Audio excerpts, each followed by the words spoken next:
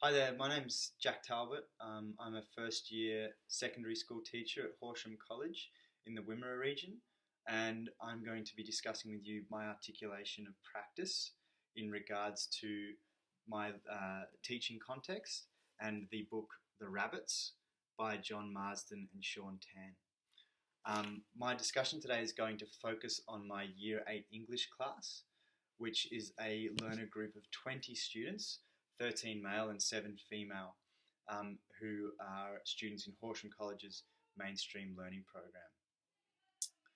Horsham, the town itself, is a large regional town, and it's located halfway between Adelaide and Melbourne.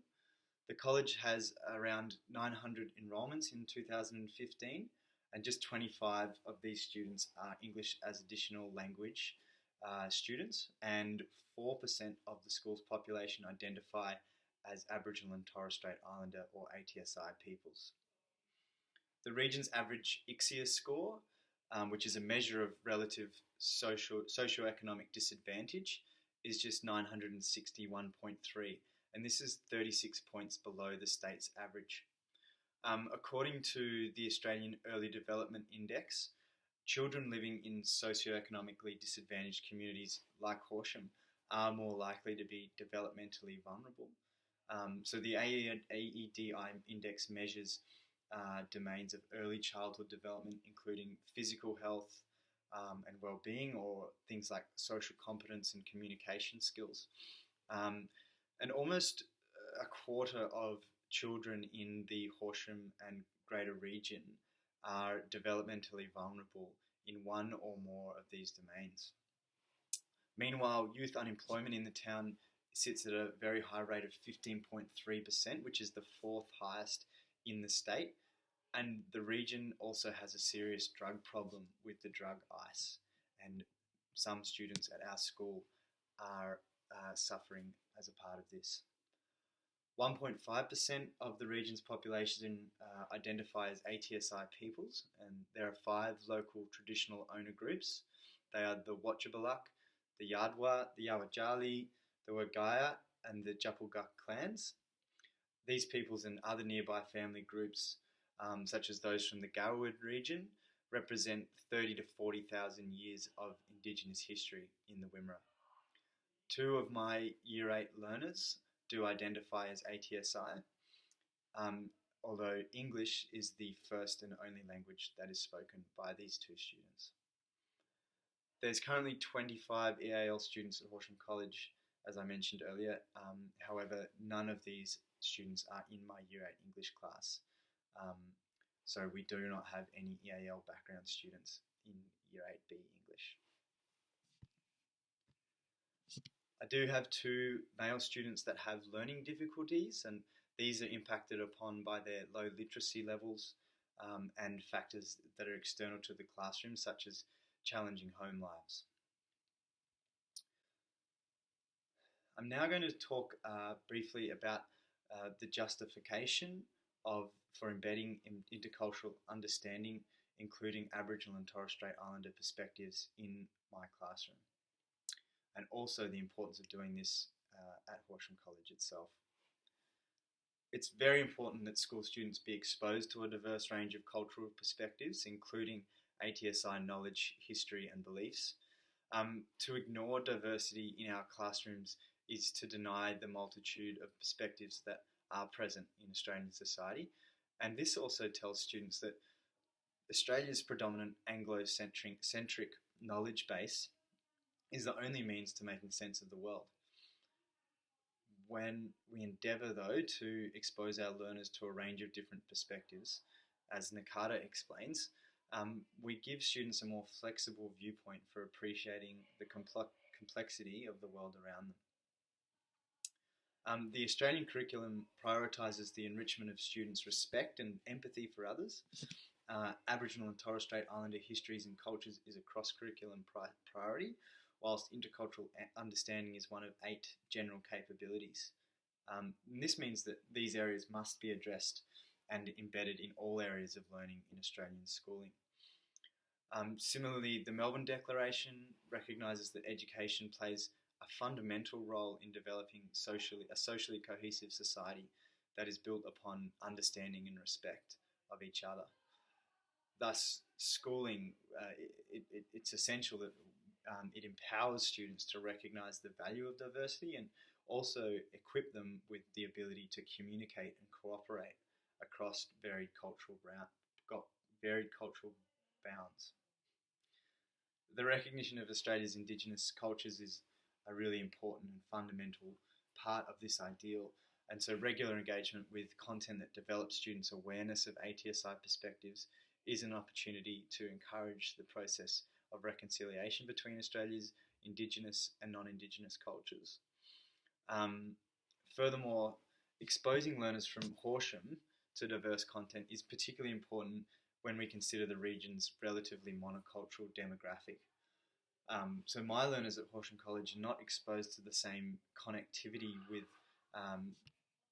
people of divergent backgrounds that many other Australian students are afforded the opportunity to do on a day-to-day basis. So therefore, it's crucial that the Horsham College curriculum does make every effort to increase students' engagement with diverse cultural histories and perspectives. I'm now going to talk a little bit about how the text The Rabbits considers ATSI perspectives, and I'm also going to talk about some of its limitations in that regard as well. The Rabbits is a story of colonisation, which is told from the point of view of the colonised.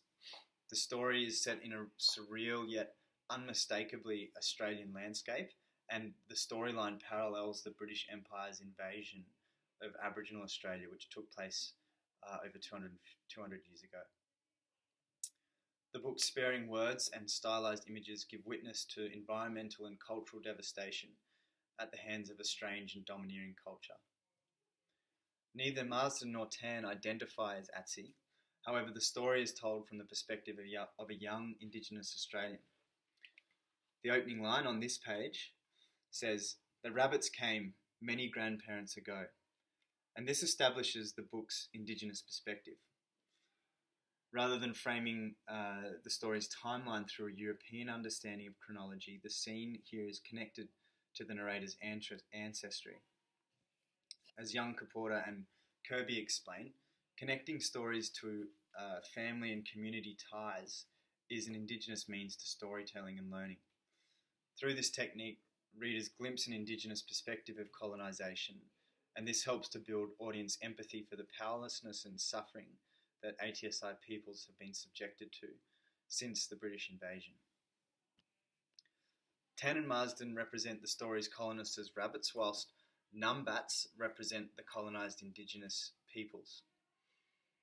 These metaphors are powerful because the rabbit is both an introduced species and a pest in Australia, while the numbat is a native species that has actually struggled to survive the environmental impacts of European settlement. Similar to the way that Europeans have come to this country and occupied and dominated it since invasion, feral rabbits have thrived in Australia, causing great destruction to native species. In the book, the invading rabbits swiftly spread their reach far and wide across the country, overcoming any barrier that the landscape or the Indigenous numbats might place in their path. This corresponds with the cultural devastation that was experienced or has been experienced by ATSI peoples since colonisation. And the resulting powerlessness of the numbats in this story is underscored by the narrator's statement on this page. It says, "The rabbits spread across the country. No mountain could stop them. No desert, no river. Still more of them came. Sometimes we had fights, but there were too many rabbits." The story's conclusion is bleak and devoid of hope for the numbats. The final 2 pages contain only small images, such as this one, surrounded by blackness. The numbats, similar to the experience of many Indigenous Australians since colonisation, have by this time been forcefully stripped of their land. The story's narrator states, "Where is the rich dark earth, brown and moist? Where is the smell of rain dripping from the gum trees? Where are the great billabongs? Alive with long-legged birds. This connection from land represents a rupture from culture and history, and the numbats now seem to be lost without it. Now, whilst this storyline does hold truths for ATSI people's experiences since colonisation, it also fails to include or make mention of the way Indigenous Australians do maintain strong cultural connections. It doesn't demonstrate the strength of the enduring Indigenous identity in Australia today. In her discussions of the risks involved in discussing the experiences and practices of different cultural groups with her class, Claudia, a first-year primary teacher, warns that we as teachers have to be careful not to promote stereotypes, or else we can be giving false impressions to students, and through this inadvertently perpetuating racist generalizations. Because Marsden and Tan's The Rabbits does risk perpetuating stereotypes of Indigenous Australians as people who might be lacking in cultural identity, it would be important to discuss with students the ways in which Australian Indigenous cultures also remain strong and proud despite British colonisation when study of this text was being carried out. So now I'm going to explain my justification for selecting The Rabbits as the text for my articulation of practice, and I'm also going to talk about how this and why this text was chosen to match my particular learner group, and also how the study of the text matches to particular curriculum links from the Australian curriculum. I chose The Rabbits because it offers students a perspective of Australia's colonisation other than the British-centric storyline that we see all too often perpetuated in Australian society. Traditionally, Australian school curriculum has itself contributed to our national ignorance of Indigenous perspectives on things like the colonial narrative. As Churchill explains, policy has only recently recognised that Indigenous knowledge systems were underrepresented or completely missing from the Australian curriculum. But books like The Rabbits enable students to analyse these dominant ideological frameworks that have allowed for certain stories to be told whilst others have been left out. As Murian Salagi explains, picture books can empower students and their teachers to investigate these complex issues through sensitive discussions which promote empathic understanding of diverse cultures, ethnicities and life experiences. And it's my hope that in grappling with the political implications of The Rabbits, that my students will consider Australia's colonial history from an ATSI standpoint in an accessible way to them, and also be able to extrapolate from this learning experience the importance of understanding stories from multiple and varied perspectives. My decision to use a picture book rather than, say, a novel or a single mode text is aimed at providing a learning resource that is inclusive of all student ability levels, and one that also challenges my learners as well. So recognising that some of my students have low reading and writing abilities, I sought a text that would be accessible to all of them, yet also provide a rich learning experience. The multimodal text that is The Rabbits emphasises the use of images in conveying complex social concerns, and I believe that this will empower low-level literacy students to analyse the book's thematic nuances in the same way that their more advanced or at-level peers will be able to do so themselves. I'm now going to explain I'm now going to outline the teaching strategy that I've designed for using the text The Rabbits to incorporate Aboriginal and Torres Strait Islander perspectives in my classroom. So before we go ahead and read The Rabbits as a class, I do plan to run several exercises that will activate students' existing understanding and also diagnose their understanding of Australia's colonial history and their knowledge of ATSI perspectives. So after I've introduced the book and its front cover to the class, I'm going to ask students why they think that rabbits were the chosen animal to represent the story's invading characters. And given that many of my learners come from farming and agricultural families, I actually predict that students will have lots of ideas to share about this.